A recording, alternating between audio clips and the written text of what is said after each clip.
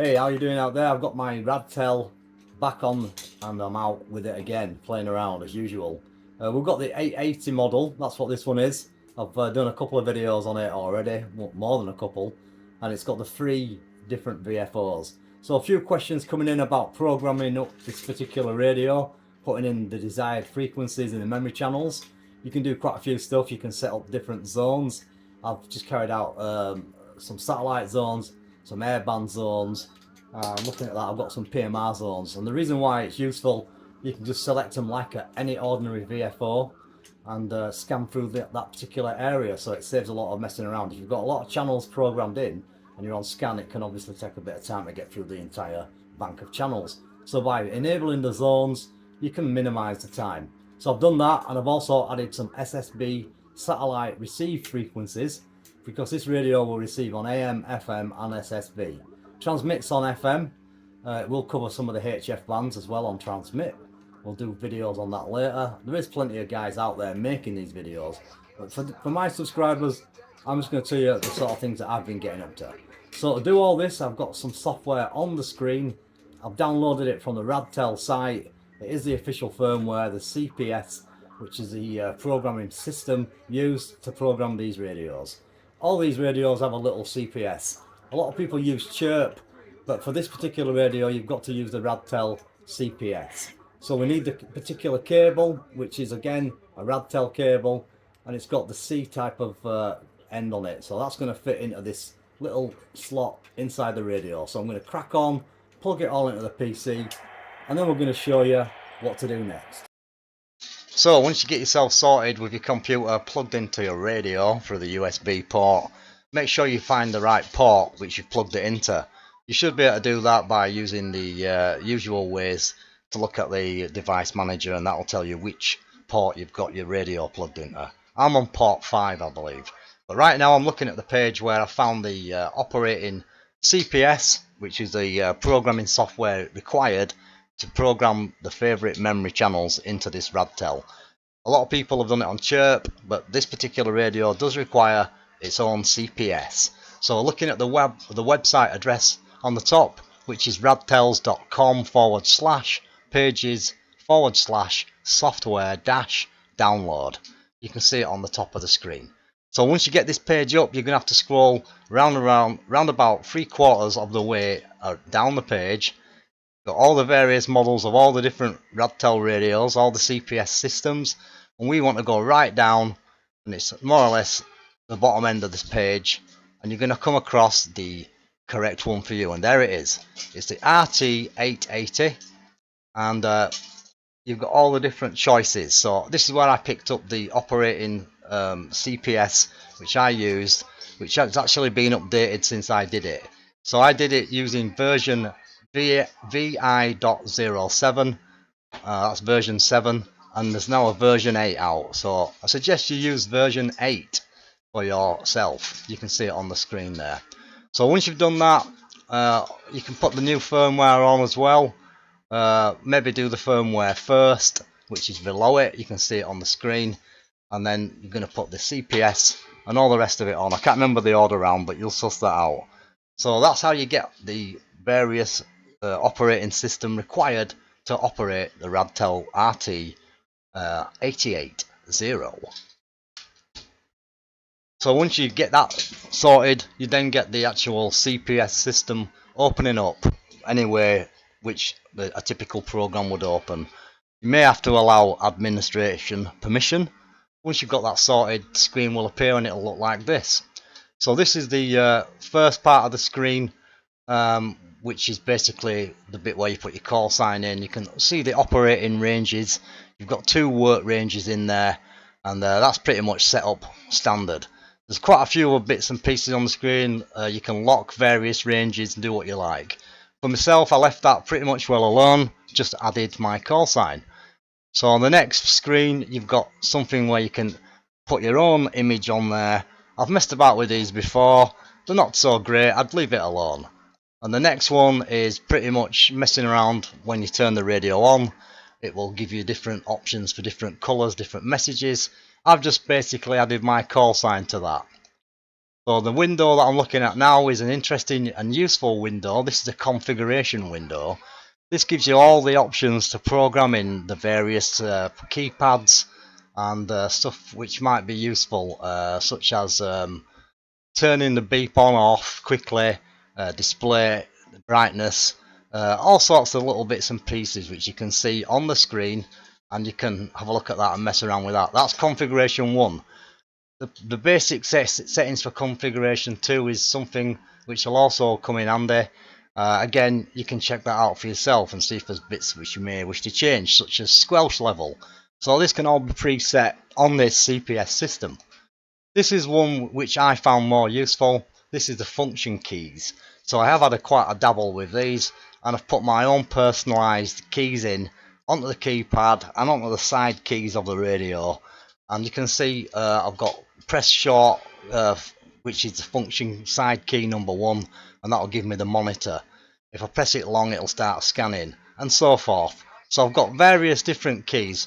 I've put the very top little red button for myself, the alarm key. I've changed that to change the RX mode, so that when I press that button, it'll give me the option to switch quickly between AM, FM and SSB. So that's just my personal preference. So that's that particular page. So as you flick through now, this is what I've been busy doing over the past few weeks. So I've been entering all these frequencies, as you can see. So we've got a CB channel in there, and that's operating on FM. That's a calling channel. We've got the 2 meter calling channel, that's operating on FM. We've got a few repeaters in there listed, and then we've got air traffic frequencies. We've got satellite frequencies, PMR frequencies. We've got everything. So today I've just been entering some of these SSB frequencies. If you take a look at how I've done this, I've actually started off at the bottom end of the receive, which is 435640, and that is SSB. It's on upper sideband, and as you can see, I've put in 1 kHz stepped channels, so I can flick up and down in 1 kHz steps. And the idea of this is I'm going to be putting an uplink transmission using a different radio, and hopefully I can hear myself on this Radtel. So I've done it again, same idea with a J097, that's the SSB birds. If you look at the FM satellites, how I've programmed these in, such as ISS, I've done it in 5 kHz steps. So we're starting off on the ISS, coming down at 437810, the next one will be 437805, 437880 and so forth. So that's how I've entered all the information. I've set up the TX frequency the same as the RX frequency, which does it pretty much straightforward by itself. And then I've changed whatever mode I want to operate on, AM, FM, SSB and so forth on the side. I've also put my personalised channel alias for whatever I'm looking at, such as SO50 or GB3KT for the local repeater down in Keighley. So that's how I've done that. So once you've got yourself populated with plenty of channels, what you can do, and don't think I've done this all in one day, I've done it over a period of probably a couple of months. So now we've got different zones. So looking at the left hand side, I've created 4 zones. As you can see, you can have a lot of different zones. There's hundreds of zones available to create. I just want these basic zones. So I've got 1, 2, 3, 4. First zone's the airband zone, second zone's SSB satellite, third FM satellite, and fourth is PMR. So if we click on PMR zone and you look at the screen, as you can see, I've got all the PMR frequencies. If I want to ditch frequency, I can click on that, press that button, that will get rid of it. And if I wanted to get it in the first place, I select all my frequencies from the ones which I've created already. So if I want PMR 1 in there, I just click on that and that takes it across. So let's ditch it to show you. It's gone, and then I'll put it back in there, and it's back in there, but it's right at the end. So it don't really matter, I've altered the order. So that's how I do that. So that's the PMR frequencies in the zone. That's the FM satellite frequencies in their zone, SSB, and then airband. So this is all very useful for when you're in the scan mode. It just means I can press the button on the radio, the VFO button, to select from memory channel or VFO A or VFO B. And now I've also got airband VFO, SSB satellite VFO, FM satellite VFO, and PMR VFO. So when I'm doing that, it's a lot quicker. to pick up the favourite memory channels. So we've also got the FM radio on this device. It is a little bit fiddly to pre-program it by hand, but if you put this software on, you can program in the frequencies which you wish to listen to on that broadcast receive radio. What you've got to bear in mind, that broadcast receive radio will receive on AM, FM and SSB. So it's pretty useful to listen to the amateur radio bands. So I've got programmed in the 40 meter band, and I've programmed in the frequency 7.127 so I can listen to the RSGB news when I'm out walking around. I've also got 14200 SSB, and then I've got 70.200 on the 4 meter band. I've got some 520 AM medium wave signals, 153 medium wave. We've got lower sideband 3790, the DX window, and so on. So you get the general idea. They're easy to input using this CPS software. Other bits and pieces which I've not troubled is DTMF. I've not troubled that whatsoever. And then also automatic power off, so power out, time out. I've not bothered to touch that. There is an extended menu which gives you the function to switch the GPS on and off. I'm not sure if it even works. I haven't tried it. But that's pretty much it, apart from the APRS options. So I'm not into APRS at the moment. Who knows where I may go in the future. But if I do decide to get interested in it, I've got the option to operate it on this radio. But I just don't fully understand the settings, so I've not tried it yet. So that's a quick overview. All I've got to do now is transfer this across to my device, and I can do it through any window. All I've got to do is click on this read button or write button. So the read button takes the information from my radio and populates all these channels which is already on there. But if you had a brand new radio and you read it, it would just have the bare minimum looking up there. It probably would be empty. So you'd be better off populating all this information and then clicking the write button, and then what will happen, it will then transfer the information across to your radio. So that's happening right now. You can see it on the screen. We're writing all this great information about frequencies, satellites, PMR, CB, whatever you want, HF. Everything that I've just discussed is now getting transferred across to my Radtel RT-880. That's it.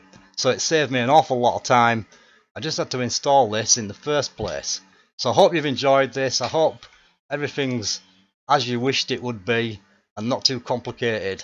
And that's about it for the CPS operations with the RT-880 program software.